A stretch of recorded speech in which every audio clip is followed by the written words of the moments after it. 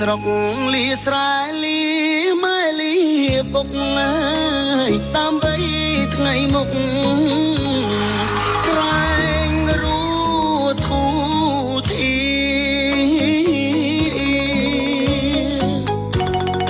ទៅធ្វើបុលកទាំងចិត្តរងា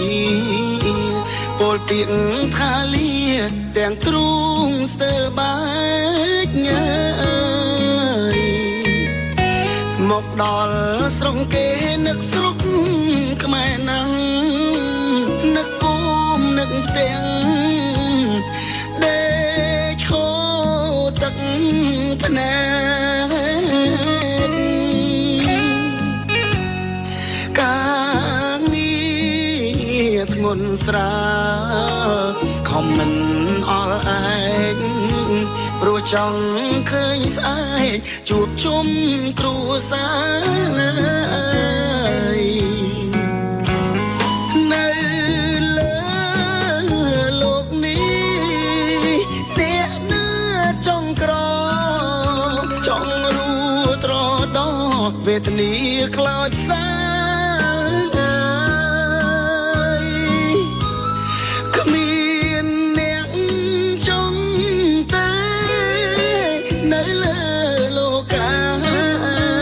គ្រប់រូបប្រាថ្នា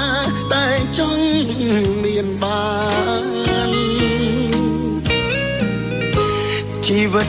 អ្នកក្រធ្វើពលក៏គេអ្នកមានតែងតែរួនៅសុខសា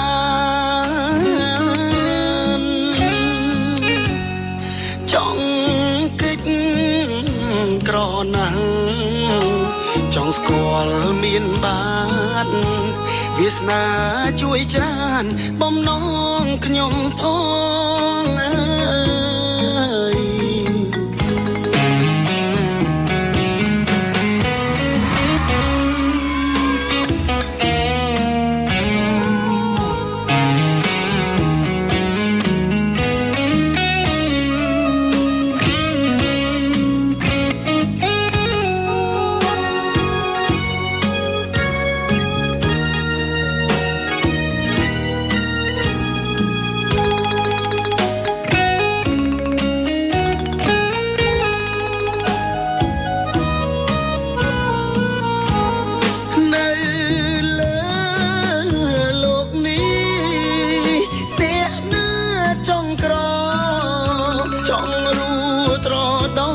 វេទនាខ្លោចផ្សាគ្មានអ្នកចង់តែនៅលើលោកាគ្រប់រូបប្រាថ្នាតែចង់មានបានជីវិតអ្នកក្រធ្វើពលក៏គេអ្នកមានតែងតែរួ